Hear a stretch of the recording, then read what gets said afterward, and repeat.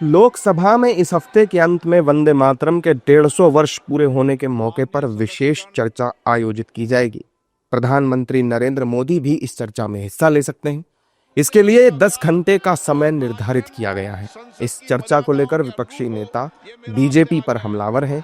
विपक्ष पूछ रहा है कि अब बीजेपी को अचानक से वंदे मातरम से इतना प्रेम कैसे हो गया और एसआईआर पर सरकार चर्चा क्यों नहीं कर रही है, ये बताएं। पता नहीं अभी, लेकिन वंदे मातरम कौन गाता था, वंदे मातरम का पूरा पता होना चाहिए ना। 1925 में आरएसएस की स्थापना हुई, 47 तक वंदे मातरम गाया कि नहीं गाया। और जब वंदे मातरम गा करके आज़ादी के मतवाले सड़क पर चलते थे और लाठी खाते थे और जेल जाते थे, वो तो कांग्रेस ही थे। तो उनसे पूछिए ना, तो उनको बताना पड़ेगा ना कि आज वंदे मातरम से इतना प्रेम कल क्यों नहीं था। देखिए, सदन में वंदे भारत पे चर्चा होगी, बहुत अच्छी बात है, लेकिन ये नहीं बता रहे हैं ये कि एसआईआर पर कब चर्चा होगी, जिसकी वजह से लगातार बीएलओस को आत्महत्या करनी पड़ रही है।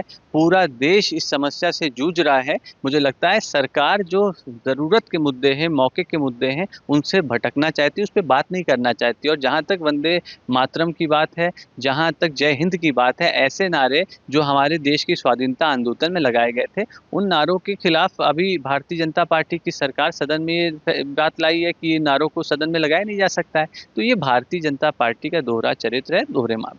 वहीं बीजेपी वंदे मातरम के 150 साल पूरे होने पर इसे भारत के लिए गौरवशाली पल बता रही है। देखिए, ये बहुत ही गौरवशाली क्षण है। और वंदे मातरम जो है वो किसी एक ये मुल्क के जो है वो राष्ट्रवादी जुनून और जज्बे का प्रतीक है और इसका एक बहुत ही गौरवशाली इतिहास है।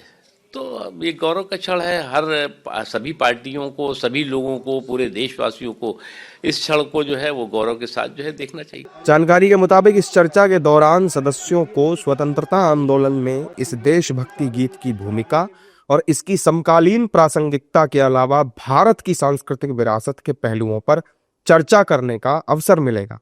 हालांकि विपक्ष इसे लेकर भी सरकार को घेर रहा है।